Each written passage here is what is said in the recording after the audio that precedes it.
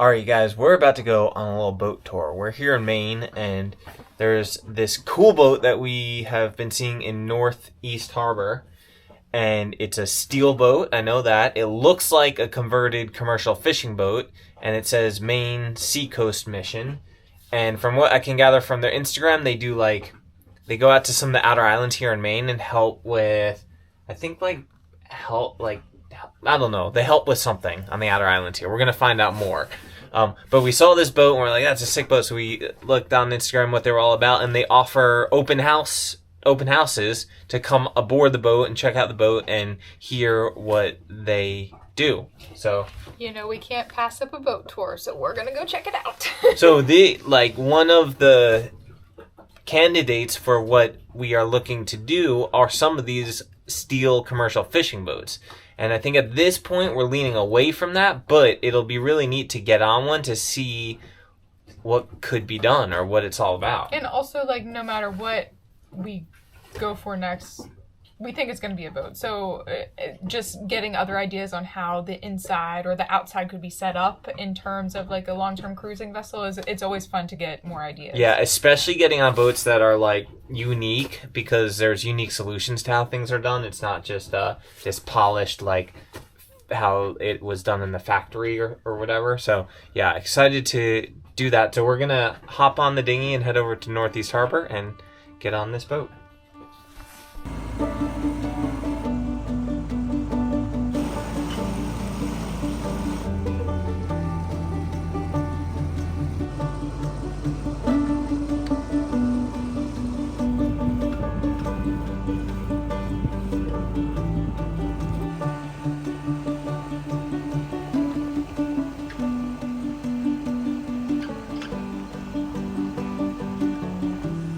Are you excited?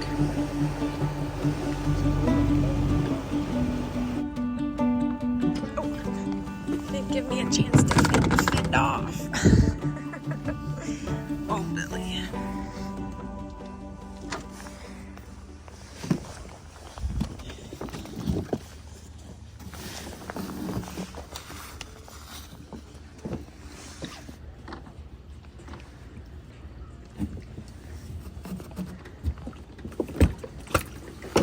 Oh, we matched.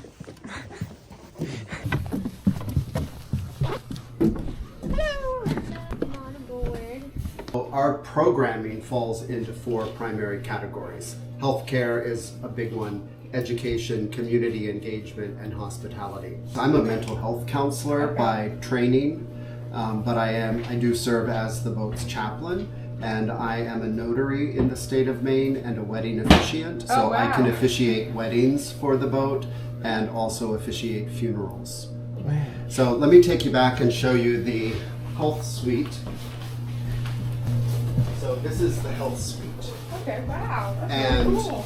long before COVID made telehealth a household name, we were doing telehealth. Our telehealth program is almost 25 years old. Oh, wow. So islanders, even 25 years ago, would come onto the boat.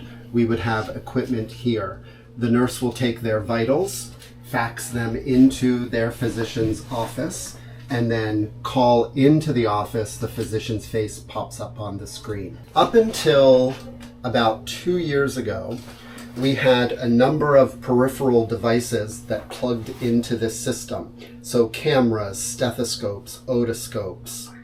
Now we have all of that equipment in backpacks. Okay. And we can carry the backpacks around with us, and we take telehealth into their homes now. So they can still come to the boat and use this equipment, even though it still looks good. This is a little archaic. Okay. The equipment that we have in our backpacks is all state-of-the-art, best quality healthcare telehealth equipment that you can get. We work with 15 island communities along the coast of Maine. Our second largest program is education. So we facilitate a network of 1 and 2 room island schoolhouses, supporting their teachers, their students, and their families. Is it really difficult for a lot of these people to get off their island and to... In the winter. Yeah. Just because of the conditions and... Because most island transportation systems decrease their frequency in the winter. Right. So Monhegan Island off Port Clyde in the summertime gets 8 boats a day. Right. In the winter, they get 2 boats a week. Wow. And they're one-way boats. So you can either get on the island or you can get off the island. Wow. You can't go to Rockland for the day and then come back the same day. Frenchboro, year-round, gets a Maine State ferry 3 times a week. Again, it's a one-way ferry. You're either getting on the island or you're getting off the island. So front part of the boat is living quarters. There are 4 staterooms down here. And then there's this kind of crazy multi-purpose room. Guest bed has our laundry facilities and the 4 staterooms. We go out for 2, 3, 4 days at a time. That's beautiful. And this is the engine room. So we're just a single propeller boat. The propeller under the stern's about 4 feet in diameter. It's surrounded by a steel cage so we don't cut lobster rope. If a mammal bumps into us, it minimizes the risk of the animal getting cut. 2 tanks of diesel, 2 tanks of water, 2 generators so we can generate electricity underway. If we're on an island where we can't plug into their power grid, we can still generate power. It is so clean too. Jeez Louise. How many of the boats? So this is the 7th. How many have you got on? Just this one. So they've had this one for 11 years? They've had this boat for over 20. There's the steering, hydraulic steering, big steering shaft, rudder shaft rather. All hydraulics. Wow, look how deep the bilge is. Maintenance on a steel boat. Do you have a whole team set up yearly that go in and knock out everything that needs to be taken care of? So our engineer is constantly working on the boat. Okay. And then from mid-September to mid-October, she goes to 2 different boat yards. Okay. And then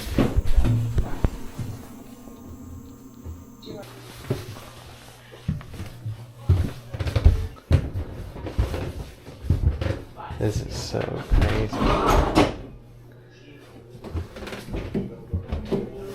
What is this tank? that's our gray water tank. Okay. Yep, if you would come out with us, you'd sleep in there. Gotcha. We jokingly refer to it as the honeymoon suite because it's the least romantic room you'll ever sleep in. The bow thruster is just a few inches below the pillows on fun. the bed. Right. That's great. You're in the bow, so you're feeling all the swells. Yeah. This is the very bow of the boat, the forecastle. Just all storage, it looks like, food and supplies. This is all insulation all the way through. So cool.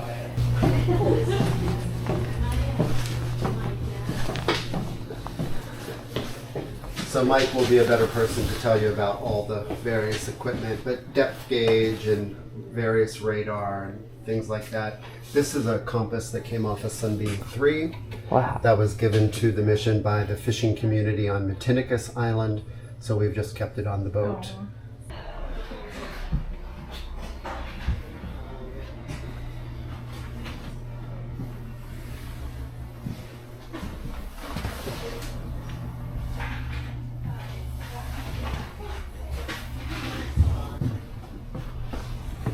Oh, wow, you can go there. Huh?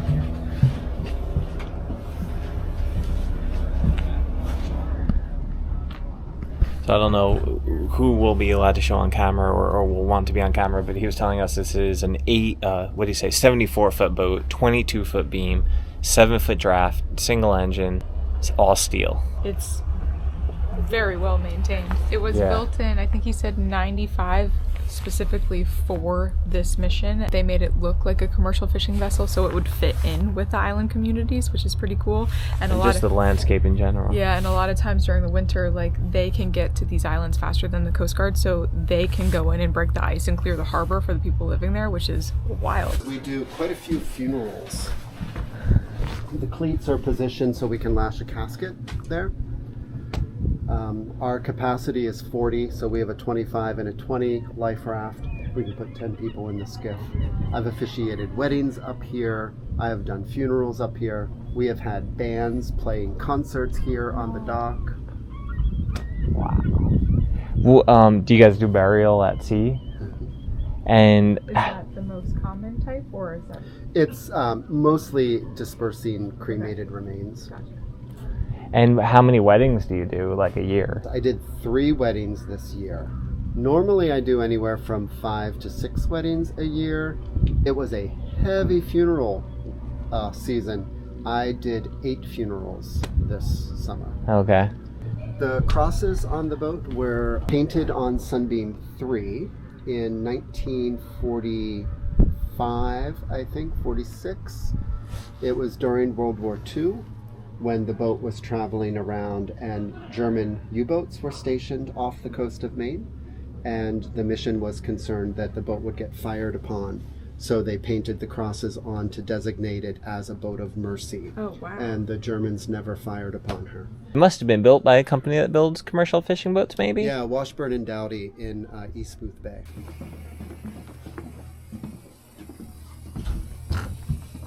I got some snacks.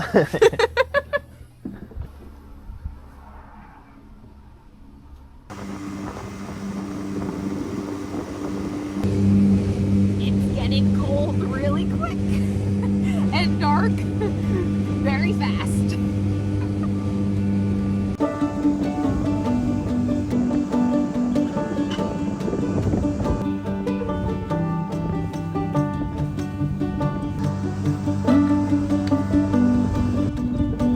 Hi, stay. So we gotta thank those guys for letting us get on board Sunbeam and checking out the boat, and that was what our real interest was in the beginning, was just to see what this big commercial looking steel boat was all about and check out the inside. But it was really, really neat and interesting to learn all about what they do. And in the beginning, I think I assumed they were like more of a religious organization, but that's not really the case. They support, I guess, people in spiritual ways somehow, but not necessarily religious. But most of their work has to do with education and health. So it was really, really neat. What you guys saw in this video was just a little tiny glimpse of what they actually do. Super cool to learn about. The boat itself is really, really neat to check out. I think it shows, like, in my mind, that's what, you know, especially looking in like the engine compartment space and everything like that, what a bigger boat could be like in terms of, or you have these bigger systems, but it's all very neat and clean and like well organized and accessible. So that was pretty cool to see. And it was pretty cool to see too, like how good of a shape a steel boat can be in. Boat looked pretty much immaculate, but they get it hauled once a year and they do a ton of maintenance on it, and they have a full-time engineer on it. So I guess that's what it takes to make a steel boat like that immaculate all the time. But yeah, overall super cool. We're super thankful that we're able to get aboard. The Maine Seacoast Mission is a non-profit and funded strictly by donations and donors. We'll leave a link in the description if you guys feel like you'd like to support the Seacoast Mission. You guys can check out the link and maybe donate or see what you can do to support. But yeah, overall, yeah, super cool people and neat boat and great mission. Yeah, just a bunch of really cool people doing really good things to people who really need it. So it's really special to go get a little glimpse of what they're about and how they operate and check out the boat. So thank you guys so much for giving us the tour, and thank you guys for watching, and we will see you next week.